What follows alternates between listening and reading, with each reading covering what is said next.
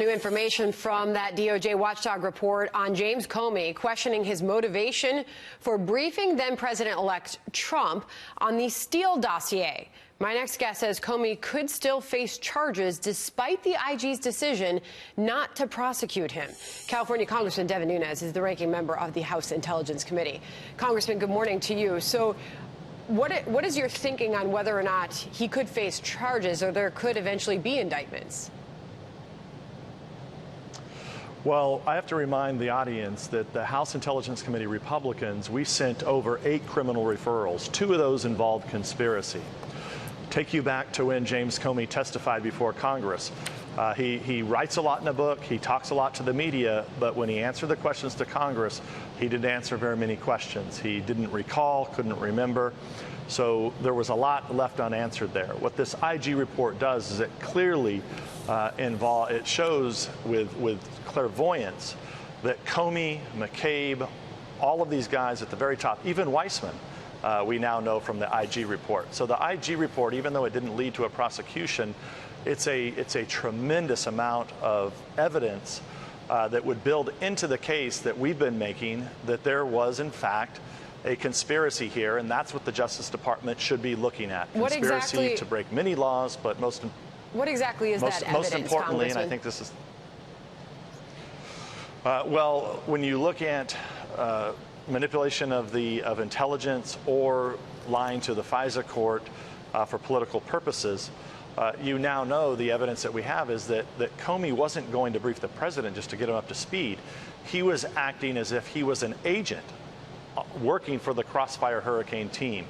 So that is clear evidence that he was involved in this, where before he's tried to pretend that he's like a step or two away from what happened. He always pretends like he doesn't know what happened with the FISA situation. He doesn't know what happened with the intelligence. Well, the IG report really makes clear that that's not the case when you read through 80 pages. So this was sent to the DOJ. The DOJ decided ultimately not to prosecute. You're suggesting that does not mean that the former FBI director is out of the woods just yet. But people are going to press you, Congressman, on what exactly you know that would lead to that. And you're saying that this would come down to the district attorney to make the decision here. Yeah, so we know that Bill Barr has asked the U.S. Attorney in Connecticut to look at everything, the origins of this investigation. Because remember, in the Mueller report that came out, even though it cleared and exonerated Donald Trump, it really didn't answer the very basic questions that we've been looking to as House Republicans. All right, so who are all these characters that started this investigation?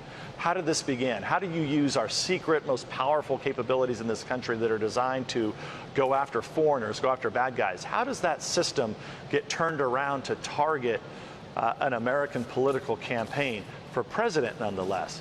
So those are the types of questions that Durham, the U.S. Attorney in Connecticut, needs to answer. From that, the evidence that we've gathered over our 2.5-year investigation, we've made specific criminal referrals, specifically on conspiracy to fraud the FISA court. Now, and that's why I'll just repeat again, Sandra, the Comey always pretended that he wasn't part of that. But in fact, he signed those. And if you look at now that he was actually being used to run in and actually brief the president, but really what he was doing, he was actually interrogating the president and then using that information and feeding it right back into the Crossfire Hurricane team at a time when Congress nor the president-elect knew that he was under investigation.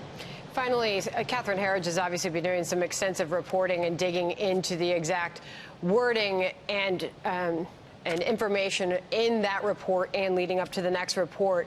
But looking at how James Comey treated his notes from the Trump Tower briefing in Jan 2017, and he treated them like highly classified, highly sensitive, I should say, FISA intelligence. Why did he do that is the question. That's a very good question, because it's interesting that they would choose those words. Now, what I believe is that they ran this entire investigation under what's so-called counterintelligence because you can go to secret courts. You don't have to report what you're doing. You run under a different set of guidelines. Unlike criminal, and I think I think most Americans understand this, but if you're under some type of criminal investigation, you would have a grand jury involved. You know, some of your peers would be involved in whether or not you could get a warrant or not. But the counterintelligence investigation, not only let them do two things. One, let them run it in a very small, closed circle of people, of which now we know Comey was one of those people. And also was very careful about who could get access to that information, because remember, counterintelligence, and I'll go back to what I said, is supposed to be used to target spies, to target terrorists, you know, foreigners. And I think that is the key, and I'm sure that's what Catherine Herridge is looking into. So I'm running out of time, only a few seconds thought. All right, I'm running out of time, but was he acting within or outside of his authority, based on that answer? You know, I think the question the question that we need to have answered is that how is it that the Crossfire Hurricane team, the team looking into President Trump, how did they get to decide what was classified or not classified? I think that's a very important question. Okay, I'm running out of time. Congressman, great to have you on the program this morning. We'll have you back soon. Appreciate it. Thank you.